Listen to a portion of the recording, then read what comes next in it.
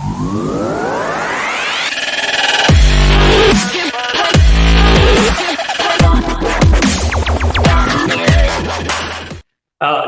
मैं आपके साथ किशन प्रताप। कोई चलता है पचिन्नों पर तो कोई पचिन बनाता है। ये कहावत छत्तीसगढ़ कैडर के आईपीएस संतोष सिंह पर बिल्कुल सटीक बैठती है। आज हम आपको एक ऐसी शख्सियत से मिलवाने जा रहे हैं जिन्होंने छत्तीसगढ़ में बहुत ही कम समय में पुलिस की छवि सुधारने का काम किया है।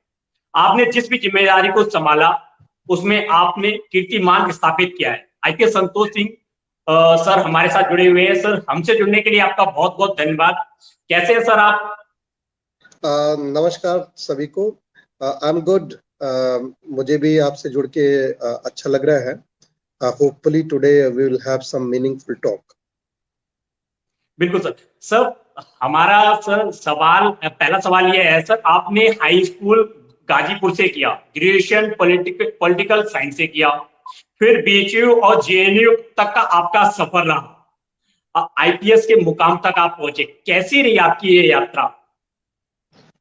देखिए, मैं बहुत ही हम्बल बैकग्राउंड से हूँ। मैं आपको बैकग्राउंड के बारे में बताऊं तो जो जवाहर नवोदय विद्यालय, जो सरकारी विद्यालय होता है, उससे मैंने स्कूलिंग की।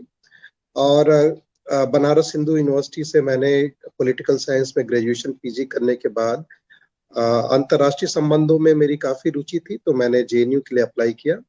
और जेएनयू में मैंने संयुक्त राष्ट्र के शांति प्रयासों पे एमफिल किया और संयुक्त राष्ट्र संघ के पीस बिल्डिंग प्रयासों पे मैं पीएचडी कर रहा था। उसके बाद जेएनयू के समय ही इनफैक्ट मुझे लगा कि उस समय तो मुझे लगता था कि एकेडमिक कैरियर काफी अच्छा होगा। I was more interested in academics, लेकिन मुझे लगा कि क्यों ना सिविल सर्विस ट्राई किया जाए, और सिविल सर्विस एक बड़ा अपॉर्चुनिटी देता है। मैं सिविल सर्विस एग्जाम में बैठा तो दूसरे अटेम्प्ट में मुझे आईपीएस में सिलेक्शन हुआ। सो फार सो गुड। काफी अच्छा चैलेंजिंग वर्क रहा है। लगभग 10 साल मुझे सर्विस में होने को है, जिसमें नक्सल इलाकों में 5 साल। छत्तीसगढ़ आप जानते हैं कि नक्सल प्रभावित राज्य है, और कुछ देश के सबसे, कहा जाए सबसे खतरनाक कुछ जिले जहां नक्सल वायलेंस होते हैं, वो छत्तीसगढ़ में है। उन जिलों में भी मुझे काम करने का मौका मिला। उसके बाद पिछले 4 सालों से मैं प्लेन के जिले, जहां नॉर्मल लॉ एंड ऑर्डर के रूटीन की ड्यूटीज होती हैं, जैसे कहीं और भी पुलिसिंग होती है, उस तरह की पुलिसिंग में मैं इन्वॉल्व हूँ। And I am more than happy कि I have seen very varied places, have very varied experiences in policing। और सबसे बड़ी बात, जब आप लोगों की मदद करते हैं तो ये आपको बहुत ही सेटिस्फैक्शन देता है।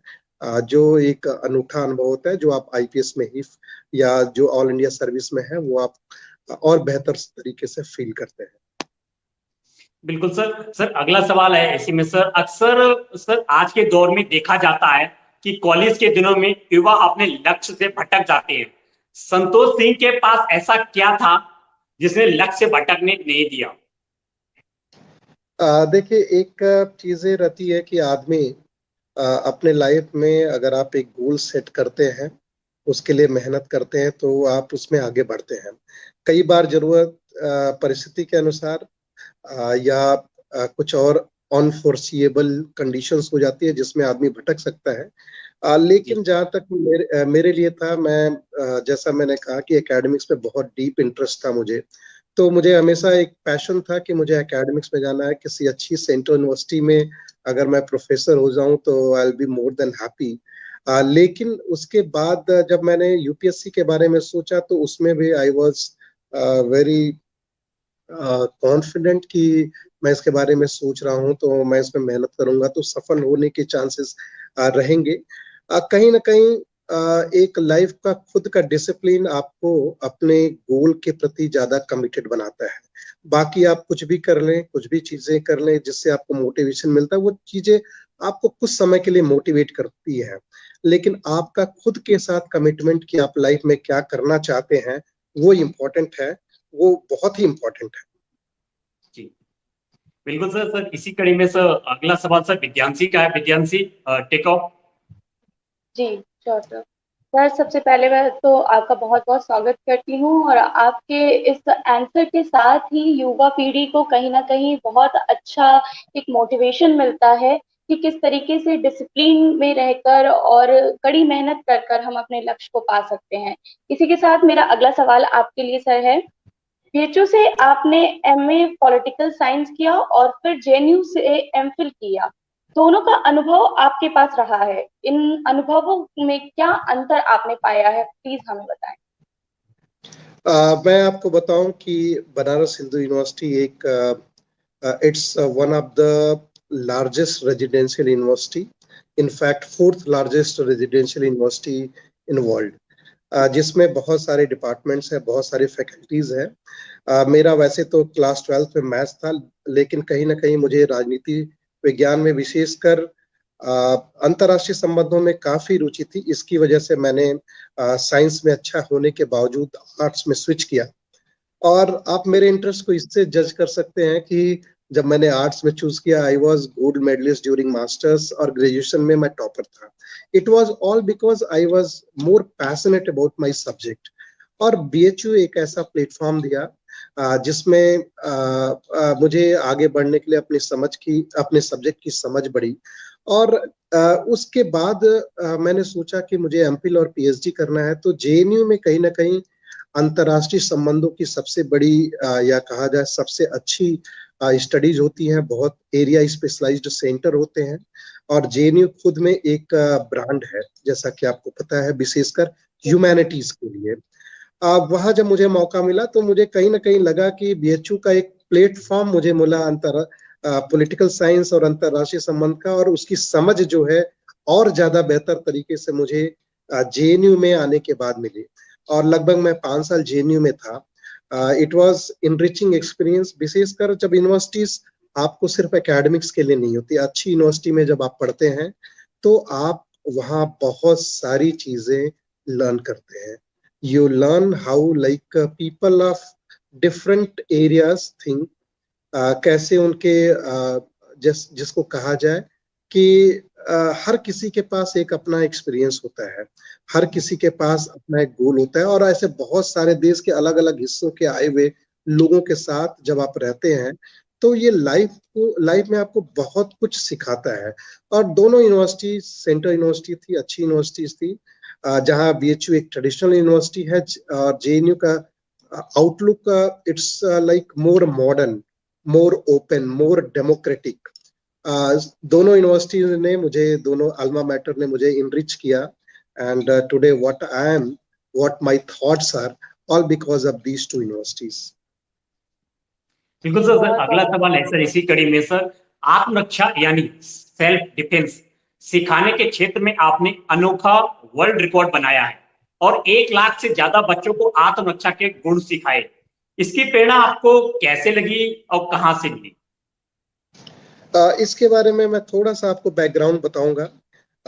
मेरी पिछली पदस्थापना, मैं लगभग 2 साल महासमुंद नाम का जिला है, वहां मैं एसपी था। और उस समय मुझे कहीं ना कहीं ऐसा लगा कि बच्चे, छोटे बच्चे या नाबालिग जो लोग होते हैं, बच्चे, पुलिस में जब वो कंप्लेन करने जाते हैं, जब उनकी समस्याएं रहती हैं, तो पुलिस उनको बहुत ध्यान नहीं देती, क्योंकि बहुत सारी चीजों में, अन्य सो कॉल्ड बड़ी चीजों में हम ज्यादा बिजी रहते हैं। तो बच्चों के प्रति होने वाले अपराध के प्रति पुलिस थोड़ी सेंसिटिव नहीं रहती। उसी समय मैंने एक चाइल्ड फ्रेंडली पुलिसिंग के बारे में सोचा। और इस चाइल्ड फ्रेंडली पुलिसिंग में बहुत सारे एलिमेंट्स थे।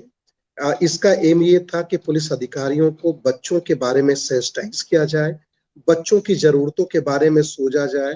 एक 20 पॉइंट्स का एजेंडा हमने बनाया कि अपने जो थाने होंगे उस थानों का रूप ही बदल दिया जाए। चाइल्ड फ्रेंडली रूम्स बनाए हमने, बाल मित्र वॉलेंटियर्स को हमने तैयार किया पूरे जिले में, जो बच्चों और पुलिस के बीच की कड़ी होंगी।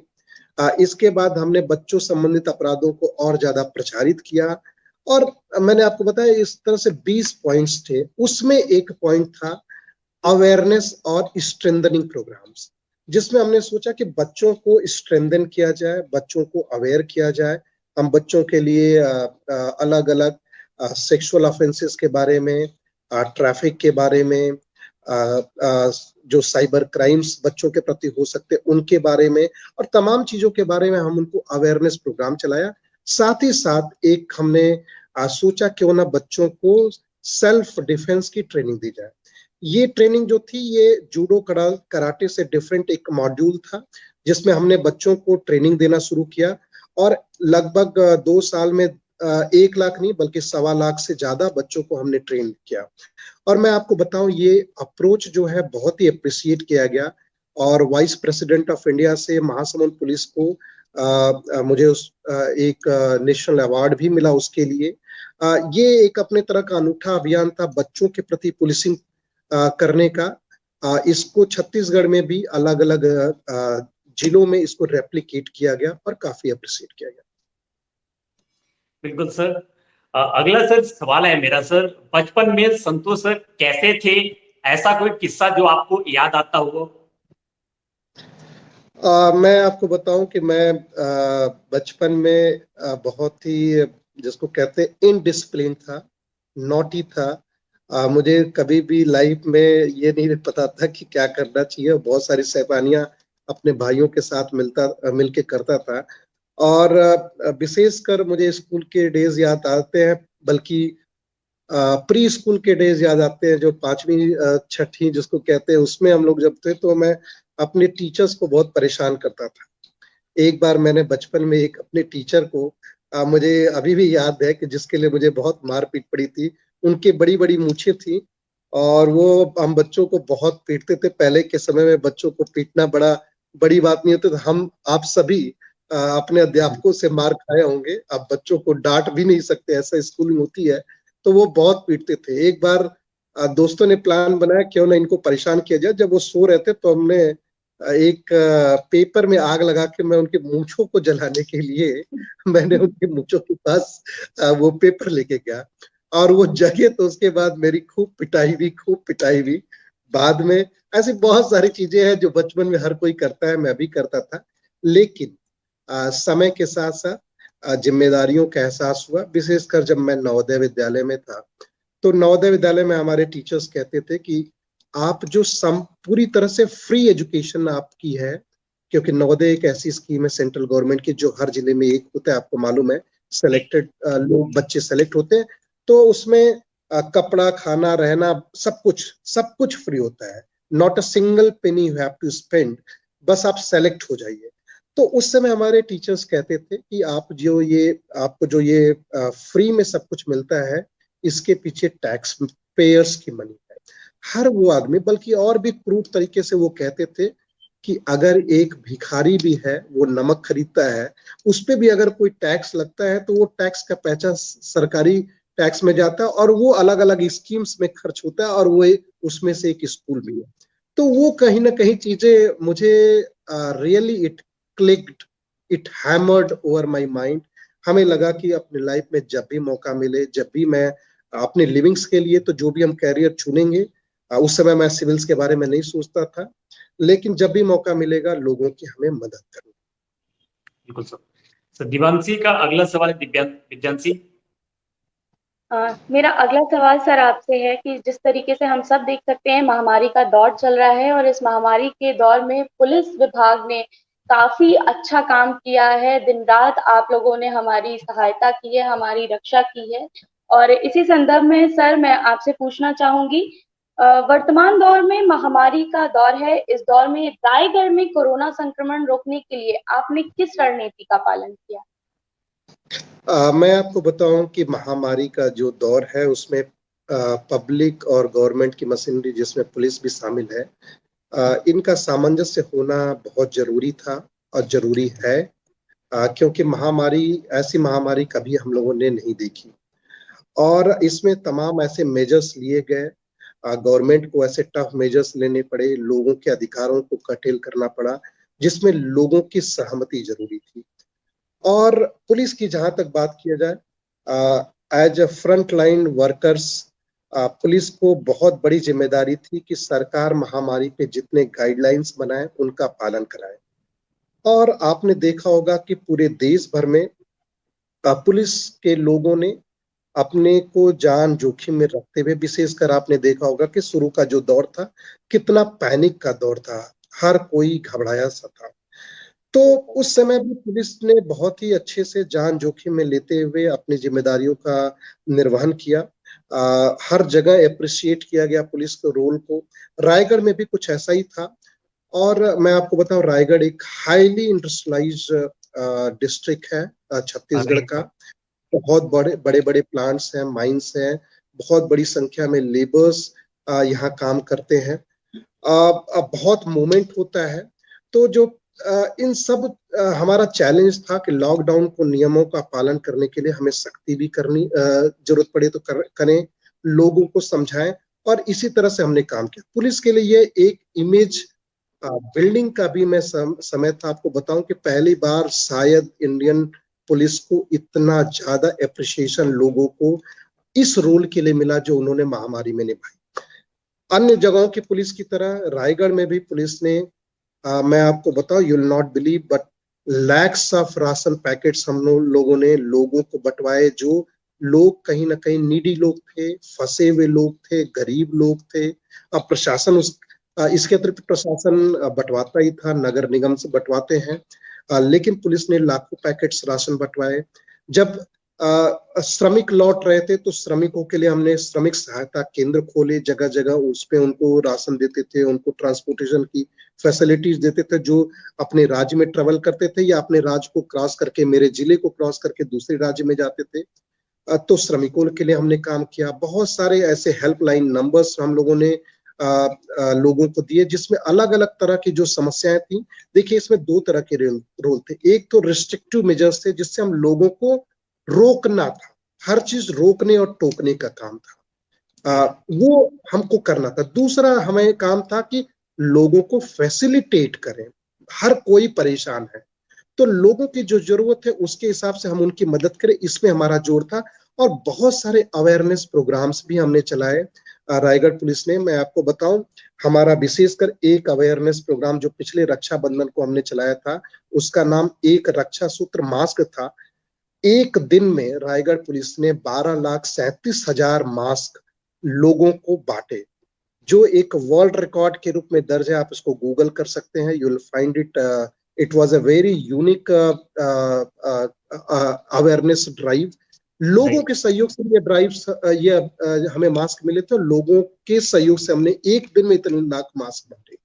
लोगों को तरह तरीके से अवेयरनेस प्रोग्राम चलाए। साथ साथ हमारी जिम्मेदारी थी क्वारंटीन सेंटर्स, लोगों के होम आइसोलेशन की चेकिंग, हॉस्पिटल्स की सुरक्षा, डॉक्टरों की सुरक्षा, ऐसे तमाम जिम्मेदारियां जो पुलिस ने कभी नहीं निभाई थी। न तो उसकी हमारी ट्रेनिंग होती है, न तो उसके बारे में हमने कभी सोचा। रायगढ़ पुलिस ने इस जिम्मेदारियों को बहुत ही बखूबी असेस किया और पूरी टीम लगी रही। बल्कि सेकेंड वेव और भी ज्यादा खतरनाक रही। उसमें यहाँ तक कि लोगों को हॉस्पिटल बेड दिलवाना, उनको फैसिलिटेट करना, क्योंकि हमारे हेल्पलाइन नंबर्स पे इसके लिए भी कॉल आ रहे थे। तो इस तरह से एक हमने इस वेव्स में भी एक पुलिस हेल्प डेस्क बनाया, जिसमें मैं आपको बताऊं 18,000 लोगों को पिछले 1.5 महीने में हम लोगों ने राशन बांटे, उनको हॉस्पिटल बेड्स दिलवाए। पासेस की जरूरत पड़ी, हमारे यहाँ अभी छत्तीसगढ़ में अभी भी लॉकडाउन लगा हुआ है पिछले 1.5 महीनों से। तो फिर से लॉकडाउन की जो चीजें हैं उसको पालन करवाने में हम लोग लगे हुए। तो मैं आपको बताऊं, ये बहुत ही चैलेंजिंग टास्क रहा है। लेकिन जैसा मैंने आपको पहली शुरू में कहा था, अगर सब कुछ अच्छे से होता है तो इससे जो सेटिस्फैक्शन मिलता है वो किसी भी चीजों से ऊपर है। और मैं आपको बताऊं, ये जितना ही ज्यादा चैलेंजिंग था उतना ही हमें अच्छा लगा कि लोगों की हम मदद कर रहे हैं। बिल्कुल सर, आपने कई सारी बातें बताई सर। जब हम आपके बारे में सर रिसर्च कर रहे थे तो आपकी कई तस्वीरें हमें मिली जहां आप ग्राउंड जीरो पर जाके लोगों की हेल्प कर रहे हैं, चाहे वो आप बाढ़ के दौरान संकट मोचक की तरह लोगों के साथ खड़े दिखाई दिए हो। यह सेवा भाव आपको मिला कहाँ से मिलता है? देखिए, ये एक तो हमारी सर्विस का हिस्सा होता है, ऑल इंडिया सर्विस, चाहे आईएएस आईपीएस। हम लोग का नाम ही Indian police service, Indian administrative service. बिल्कुल जब सर। हम सर्विस ज्वाइन करते हैं तो ये कमिटमेंट कहीं ना कहीं हम करते हैं, अपने से करते हैं, सरकार से करते हैं, लोगों से करते हैं कि हमें जब भी मौका मिले हम लोगों की मदद के लिए खड़े रहेंगे। तो ये कोई जेनरोसिटी नहीं है, ये हमारी जिम्मेदारी है। लेकिन एक दूसरी चीज रहती है कि अगर आप मन से करते हैं, आप खुद जिम्मेदारी के रूप में लेते हैं, तो आप इसको और बेहतर तरीके से कर पाते हैं। लोगों से सिंपैथाइज करना एक चीज है, लेकिन उनसे इम्पैथाइज करनी उतनी ही जरूरी चीज है और दूसरी चीज है। तो इम्पैथी का भाव भी रहना चाहिए आपको, दूसरे लोगों के शूज में रख के जब आप सोचते हैं तो आप और बेहतर तरीके से काम कर पाते हैं। और कहीं ना कहीं इस चीजों की प्रेरणा जिसको कहते हैं अपने सर्विस से मिलती है, अपने कहीं ना कहीं ये चीजें हमारे फैमिली संस्कार में भी होती है, हमारे माता पिता फैमिली मेंबर्स भी इस चीजों को मोटिवेट करते हैं। और इससे एक और अच्छी चीज रहती है कि जब ये चीजें अप्रिसिएट होती है तो आपको और इनकरेजमेंट मिलता है कि आप और अच्छा काम करें। बिल्कुल सर। अगला सर सवाल है विद्यांशी का। विद्यांशी, सर, पिछली कोविड वेव में आपने 12 लाख से ज्यादा मास्क बांटकर वर्ल्ड रिकॉर्ड बनाया था, और इस बार भी आप कमर कस कर तैयार बैठे हैं। कभी थके नहीं आप? कभी ऐसा नहीं लगा कि हमने बहुत सारा काम किया और अब हमसे नहीं शायद हो पाएगा? क्योंकि जैसा हमने इस दौर में देखा, पुलिस ने अपनी तरफ से पूरी कोशिश की है लोगों से नियम का पालन करवाने की, लेकिन उसके बदले में कहीं कहीं जगह पे हमने ये भी पाया कि लोग पुलिस की बातें नहीं सुन रहे हैं और उनके साथ उलझ रहे हैं। तो इस बारे में आपका क्या कहना है? देखिए, मैं कहूँगा इसमें ये हमारी जिम्मेदारी का हिस्सा है, तो थकने की बात तो हमें करना भी नहीं चाहिए। और जी सिर्फ पुलिस ही नहीं, सारे फ्रंट लाइन वर्कर्स, चाहे वो हमारे डॉक्टर्स नर्सेज हों, हमारे एडमिनिस्ट्रेशन के लोग हों, डिस्ट्रिक्ट ऑफिशियल्स लोग हों, म्यूनिसिपैलिटीज के लोग हों, इवन बिजनेसमैन, इवन प्रेस के लोग, आप जैसे लोग, मीडिया से जुड़े हुए लोग, कोई थका, कोई नहीं थका। पिछले 1.5 सालों में हम सभी ने, 1 साल से ज्यादा, 1.5 साल होने को है, हम जी सभी ने इसको अपनी जिम्मेदारी के रूप में लिया और हमें लगा कि ऐसी लाइफ टाइम अपॉर्चुनिटी या ऐसी डिफिकल्टी कभी नहीं आई थी, तो इसके लिए हमें कमर कसना ही पड़ेगा। और कहीं ना कहीं लोगों के से जो एप्रिसिएशन मिलता रहा वो भी इंकरेजमेंट के रूप में काम करता रहा। मास्क का ही आपने नाम लिया, बेसिकली पुलिस का मास्क बांटने का कोई काम नहीं है।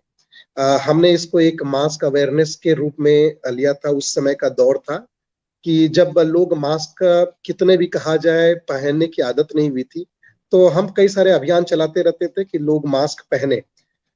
इसी बीच हम लोगों ने सोचा कि रक्षाबंधन आ रहा है, पिछले रक्षाबंधन की बात है, और रक्षाबंधन के दिन जो है बहनें भाई को राखी बांधती हैं और सेफ्टी का प्लेज लिया जाता है। बिल्कुल। राखी एक रक्षा सूत्र होता है बेसिकली।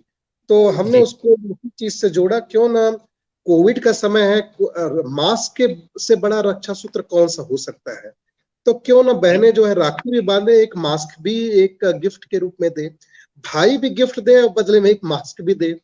और भाई जी बहनी क्यों, उस दिन क्यों ना हर एम्प्लॉयर अपने लोगों को, जितने उसके एम्प्लॉयज हैं उनको मास्क दे, घरों में लोग, फ्रेंड्स को आप मास्क दे।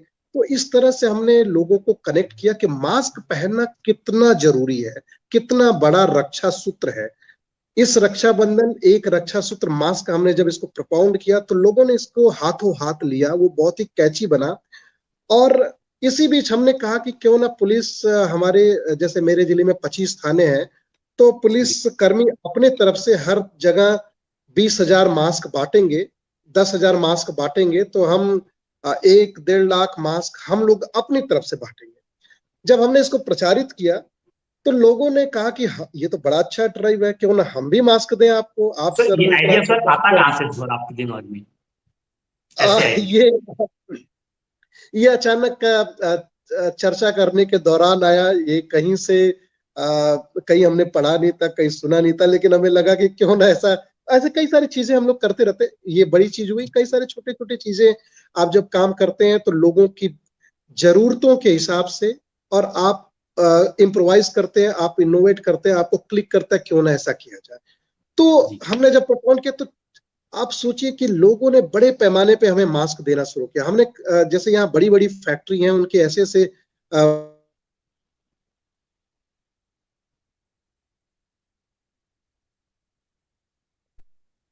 आप अपने यहाँ मास्क बांटो और हमें काउंटिंग बता देना।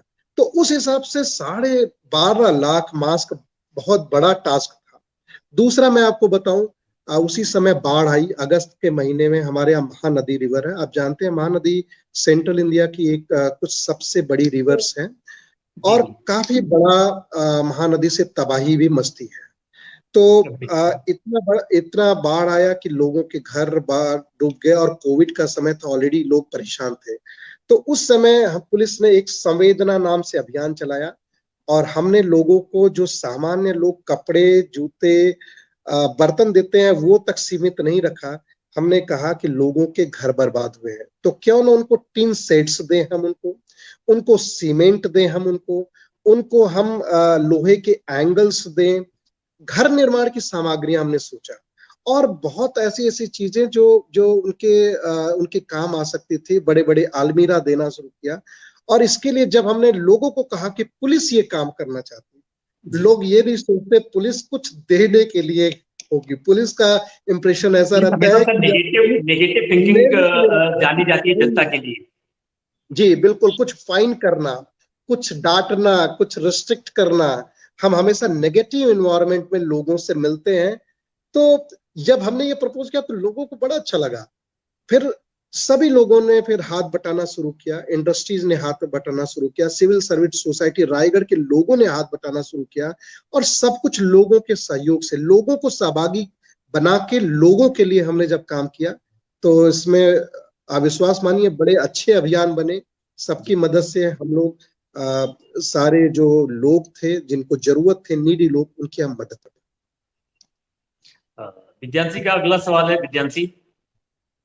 जी सर, मेरा अगला सवाल है कि अगर एक सामान्य युवा आप जैसा बनना चाहे तो आप उसे अब क्या राय देंगे कि वो किस तरह आपकी प्रति छवि बन सकता है या किस तरह अपने गोल को पा सकता है और समाज के लिए उसका सही उपयोग भी कर सकता है?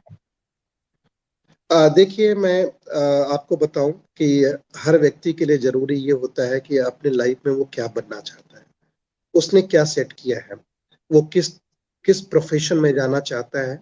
तो एक लाइफ सेट करना पड़ता है, लाइफ का गोल सेट करना पड़ता है और उसके बाद मेहनत करनी पड़ती है। मैंने आपको बताया मेरा बैकग्राउंड बहुत ही हम्बल बैकग्राउंड, एक जिसको कहते हैं कि ऐसा बैकग्राउंड जो हम लोग जब हम नवोदय विद्यालय में पढ़ते थे बड़े सीमित संसाधन थे, ना तो कोई बहुत हाई फाई स्कूल था। इवन हम इंग्लिश मीडियम के भी नहीं थे। हमें इंग्लिश भी क्लास 9th ऑनवर्ड्स हम लोग कुछ सब्जेक्ट्स इंग्लिश में पढ़ते हैं, साइंस और मैथ। तो उसके लिए आप मेहनत करते हैं तो वो चीजें आपको लाइफ में आगे बढ़ने से रोक नहीं पाता। और तीसरी चीज है कमिटमेंट, आपका खुद से कमिटमेंट, आपके गोल्स के प्रति कमिटमेंट और लाइफ में आप क्या चाहते हैं। तो अगर आप पब्लिक सर्विस में जाना चाहते हैं कि जैसे हम लोग हैं, तो उसके लिए आपको अपना एटीट्यूड बनाना वैसा ही पड़ेगा। अगर आप खुद कमिटमेंट नहीं करेंगे, आप लोगों के बारे में भला नहीं सोचेंगे, तो बहुत सारे लोग सर्विस करते हैं, लोग उनको पसंद नहीं करते या थोड़ा बहुत इम्प्रेस करके वो एक सामान्य तरीके से उनका करियर खत्म हो जाता है। लेकिन अगर आप कमिटमेंट करते हैं, आप लोगों के प्रति सेंसिटिव रहते हैं, तो लोग आपको बेपनाह आपको इज्जत देते हैं, प्यार देते हैं और ये चीजें आपको इनकरेज करती है। मुझे लगता है ये किसी भी युवा के लिए उतना ही इनकरेजिंग होगा अगर वो इस तरह से काम करे और लोगों से उसको रिस्पेक्ट मिले। लेकिन मैं अगर ऐसा कह रहा हूं तो मैं आपको ये भी बता दूं, हम लोग सिविल सर्विस में, ऑल इंडिया सर्विस में हम लोग हमेशा लोगों से उम्मीद नहीं करते, हमें अपना काम करना रहता है। और बहुत बार हम लोग लोगों की गालियां भी खाते हैं, लोगों के हमारे नेगेटिव ओपिनियंस भी होते हैं। और विशेषकर मैं पुलिसिंग की बात करूं, मैं आपको कह रहा था कि हम नेगेटिव छवि है लोगों के मन में। बिल्कुल, हम नेगेटिव एनवायरनमेंट में काम करते हैं। पुलिस के पास हर व्यक्ति जो आता है, हम किसी का भी भला करें, एक पक्ष हमेशा असंतुष्ट होता है दूसरा, मैं जस्टिफाई भी नहीं करूंगा, कहीं ना कहीं इंडियन पुलिस जो है वो हम लोग फ्यूडल मानसिकता से ग्रस्त रहे हैं। हम हमेशा, जैसे मैं बार बार कह रहा हूं, हम रोकने टोकने में विश्वास करते रहे, हम लोगों को फैसिलिटेट करने में, डेवलपमेंट में आगे बढ़ाने में हम रोल को एक्सेप्ट नहीं कर पाए, क्योंकि इंडियन पुलिस का स्ट्रक्चर ये ऐसा है, very foundation Indian police act 1861 का, जिसमें पुलिसिंग काम करती है, अंग्रेजों की बनाई गई जो पुलिसिंग थी वो लोगों को कंट्रोल करने के लिए बनाई गई थी। तो कहीं ना कहीं पुलिसिंग में भी कमजोरियां हैं। हमारे लोग भी कहीं ना कहीं वो बदमाशियां करती हैं। करप्शन इंडेक्स में देखें तो इंडियन पुलिसिंग का एक हाई रैंक रहता है, लेकिन ये सिर्फ पुलिस के लिए नहीं है, ये सारी सर्विसेज के की तरह ही है। लेकिन मैं आपको बताऊं, समय के साथ चीजें बदल रही हैं, नए लोग ज्वाइन कर रहे हैं, नए थॉट्स लेके आ रहे हैं, और विशेषकर जो नए अधिकारी आ रहे हैं वो आज की नई जनरेशन के हैं। उनको लोगों की एक्सपेक्टेशन के हिसाब से काम करना पड़ रहा है, और हम ज्यादा रिस्पॉन्सिव हैं, ज्यादा ट्रांसपेरेंट हैं, और हम लोग कोशिश कर रहे हैं, भारतीय पुलिस के लोग कोशिश कर रहे हैं कि हम लोग लोगों की पुलिस बन के दिखाएं, लोगों की पुलिस बने, शासक की पुलिस बनने के बजाय। तो इसमें हम लोग लगातार लगे हुए, और कहीं ना कहीं हम लोग सफल भी हो रहे हैं, और आने वाले समय में चीजें और भी बेहतर होंगी। बिल्कुल सर आपके पिछले कुछ दिनों में छत्तीसगढ़ कुछ चर्चा का विषय रहा था सर, इसमें एक कलेक्टर साहब का वीडियो वायरल हुआ था, जिनके द्वारा युवक की पिटाई कर मोबाइल तोड़ दिया गया था। सर, इस घटना को आप कैसे देखते हैं? आप देखें, लॉकडाउन के नियमों का पालन कराते हुए बहुत ज्यादा सख्ती बरतने की जरूरत है। कितने भी अवेयरनेस आप कर लें, कितनी भी चीजें कर लें, कुछ लोग, समाज के कुछ ऐसे लोग होते हैं जो किसी तरह के नियमों में विश्वास नहीं रखते। वो अपने को भी खतरे में डालते हैं, और सबके लाइफ को, क्योंकि ये कलेक्टिव जोखिम है। कोविड का समय खतरा है तो सबको है, अगर एक को नहीं है, ये कोई नहीं कर सकता कि मुझे फर्क नहीं पड़ता। तो ऐसे लोगों को के प्रति सख्ती भी बरती जाती है, और हम लोग ये कोशिश करते हैं कि उनके खिलाफ सख्त मेजर्स लें। हम लोग एफआईआर भी दर्ज करते हैं, फाइन्स भी करते हैं। कई बार प्रशासनिक अधिकारी इन सख्ती के दौरान भूल जाते हैं कि उन्हें लोगों को डिग्निटी के साथ ट्रीट करना चाहिए, और इस इंसिडेंट में भी कहीं ना कहीं ऐसा हुआ। कई सारे और इंसिडेंट भी आपने देखा होगा जहां लोगों के साथ ज्यादा बदतमीजियां हुई, पुलिस ने भी कई जगह एक्सेस भी किए। लेकिन इसका दूसरा पहलू भी है। आपने देखा होगा कि कोविड फ्रंट लाइन वर्कर्स के साथ लोगों ने भी कितनी बदमाशियां की, कितने जगह पुलिस से बदतमीजी के या एडमिनिस्ट्रेशन के ऑफिसर्स के साथ बदतमीजी के वीडियोस वायरल हुए। कई सारे फिजिकल असॉल्ट्स हुए लोगों जो कानून का पालन करवा रहे थे। तो ये घटना एक दुर्भाग्यजनक घटना थी। इसको कॉग्निजेंस में लेते हुए हमारे सीएम ने उस पर एक्शन भी लिया। शायद ये घटना अवॉइड किया जा सकता था, लेकिन मैं जैसा कह रहा हूं कि ये दोनों तरीके से होता है। इसमें हम सब की जिम्मेदारी है कि रिस्पॉन्सिव बिहेवियर का परिचय दें। सर, आखिरी सवाल है सर, आईपीएस संतोष सिंह अगर आईपीएस नहीं होते तो क्या होते? I was like more into academics, और मैं यूजीसी नेट JRF भी था, political science, international political science में। मैं हमेशा एक यूनिवर्सिटी में प्रोफेसर बनना चाहता था। कहीं ना कहीं एकेडमिक्स मुझे अट्रैक्ट करता था, क्योंकि एकेडमिक्स एक ऐसा चीज है कि जिससे आप सेल्फ इनलाइटेड होते हैं, और you contribute to the your students, people around, to the government, to the people. तो मुझे लगता कि अफसोस बहुत नहीं होता अगर मैं एक प्रोफेसर के रूप में भी काम करता, क्योंकि वो मेरा पैशन भी था।